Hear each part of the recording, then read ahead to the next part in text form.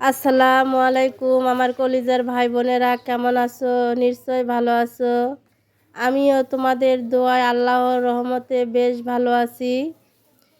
এই তো আমি দোকানে চলে এসেছি একটু ডাল নিতে আর আপনাদেরকে একটু শেয়ার করতে দোকানটা। এই তো আমাদের দোকানে শাক সবজি, আলু, পেঁয়াজ, রসুন, টমেটো, লাউ, কুমড়ো সব আছে। আমাকে কিছু বাইরে থেকে কিনতে হয় না। আর এই যে চাল, ডাল, তেল, লবণ, আটা, সুজি, ময়দা আর মরিচ, হলুদ, ই টু জেড সব আমাদের দোকানে পাওয়া যায়। আমি এই যে ডাল নিয়ে বাসায় এলাম। আজকে রান্না করব মুগের ডাল দিয়ে, বড় মাছের মাথা দিয়ে মুরগ ঘন্ট। আর রান্না করতে করতে কিছু কথা শেয়ার করব আপনাদেরকে। আমি সকাল থেকে রাত পর্যন্ত কি কি কাজ করি সেটাই আজকে আপনাদেরকে একটু বলবো, যে আমি কতটা ব্যস্ত থাকি আর কতটা ব্যস্তর মধ্যে একটু ভিডিও বানাই আপনাদের জন্য। সেই ভিডিওতে যদি লাইক কমেন্ট না হয় মনটা একদম খারাপ হয়ে যায়। আমি সকালবেলা ঘুম থেকে উঠে ফজরের নামাজ পড়ে একটু গাছে পানি দেই। আমার কয়েকটা গাছ আছে ব্যালকনিতে, সেই গাছগুলোর একটু যত্ন নেই। তারপরে ঘরের একটু টুকিটাকি কাজকর্ম, ঝাড়ঝুড়, ধোয়া, পরিষ্কার, থালবাটি মাজা ঘষা এগুলো করি। করে 7টা বাজলে আমি দোকানে চলে যাই আপনাদের ভাইয়াকে একটু সহযোগিতা করার জন্য। যেহেতু দোকানে কোনো লোক আঁকা নাই, বাড়তি কোনো লোক আঁকা নাই, আপনাদের ভাইয়া একাই দোকান সামলায়। আর সকালবেলা একটু দোকানে চাপ পড়ে লোকের, মানে আমাদের 4তলায় মাদ্রাসা আছে। সকালবেলা মাদ্রাসার ছেলে পেলে দোকানে প্রচুর ভিড় করে। আপনাদের ভাইয়া একা সামলাতে পারে না, এই জন্য আমি একটু সহযোগিতা করি। আমি 8টা পর্যন্ত দোকানে সহযোগিতা করি। তারপরে 8টা বাজলে পরে আমি তাড়াতাড়ি করে বাসায় চলে আসি। আর বাসায় আসার পরে আমি রান্নার কাজে শুরু করে দেই। আর রান্নাটা আমি দুপুরের সহ করে নেই, এতে আমার দুপুরবেলা আমার অনেক চাপ পড়ে না। তার কারণ আমার রান্না করতে করতে আমার 10টা বেজে যায়। আমি খাওয়া দাওয়া করে আপনার ভাইয়ার জন্য আবার দোকানে খাবার নিয়ে যাই। আপনার ভাইয়াকে খাওয়াইয়ে আবার বাসায় আসি। বাসায় আসার পরে কিছু কাজকর্ম থাকলে করি।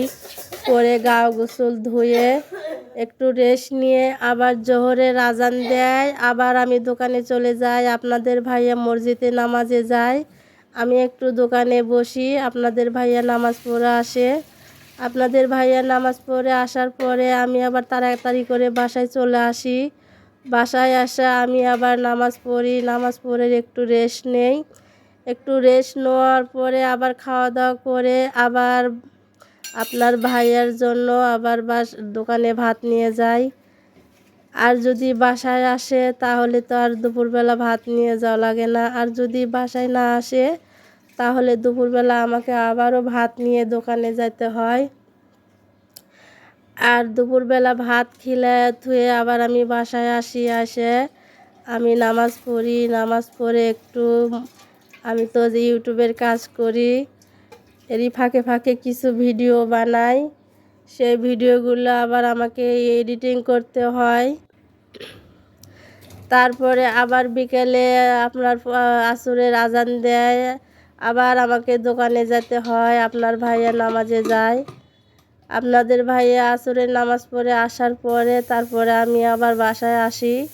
বাসায় আসা আবার বাসায় কিছু কাজকর্ম থাকলে সেগুলো করি।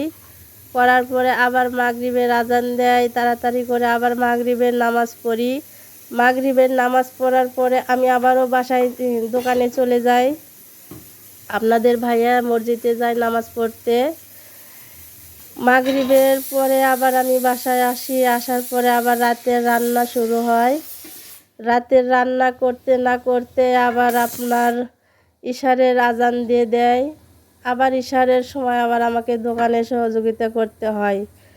এইভাবেই সারাদিন আমার ব্যস্ততার কাজ চলে প্রতিদিন। আর এক আপু বলে, সারাদিন কি করো?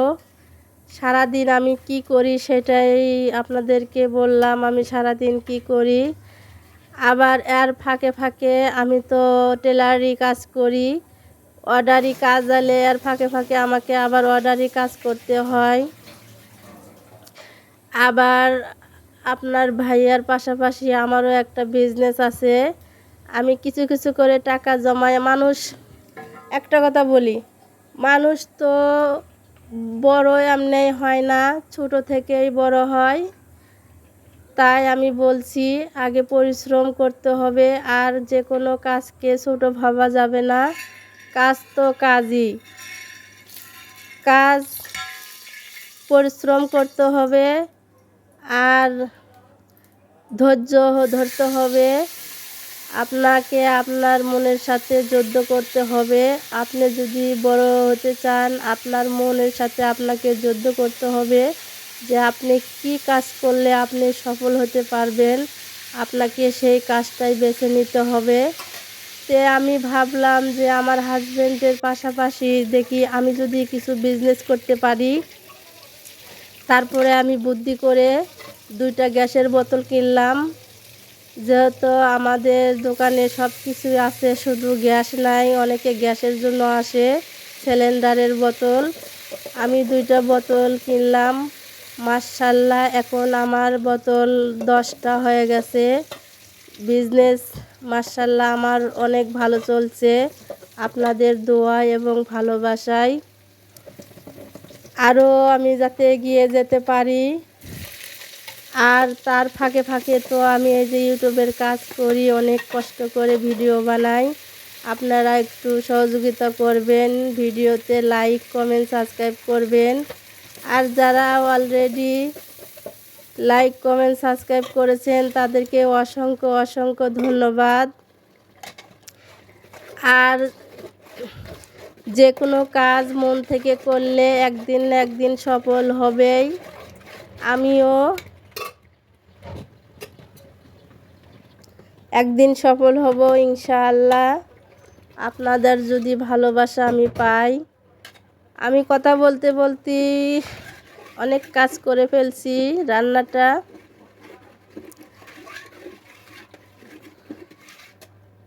আমার রান্নাটা প্রায় কমপ্লিটই হয়ে গেছে। যাই হোক, অনেক কথা বলে ফেলছি, ভুল হলে ক্ষমা দৃষ্টিতে দেখবেন। আর আমি আবারও রিকোয়েস্ট করছি, আপনারা সফল হতে চাইলে কোনো কাজকে ছোটো মনে করবেন না, আর প্রচুর পরিশ্রম করতে হবে, আর নিজেকে নিজে বুঝতে হবে, আর নিজের মনের সাথে নিজেকে চিন্তা ভাবনা করতে হবে যে আমি কোন কাজটা করলে সফল হব। আপনারা অন্যর বুদ্ধি নেবেন না, অন্যর বুদ্ধিতে বড়লোক হবেন না। নিজের বুদ্ধিতে ফকির হওয়া ভালো, অন্যর বুদ্ধিতে বড়লোক হওয়া ভালো না। তার কারণ বড়লোক হলে অন্য একদিন ঠিকই বলবে যে আমার বুদ্ধিতেই বড়লোক হয়েছিস। যাই হোক, আল্লাহ হাফেজ। আমি ভিডিওটা এখানেই শেষ করে দিব। আমি এখন এই যে খাওয়া দাওয়া করতেছি।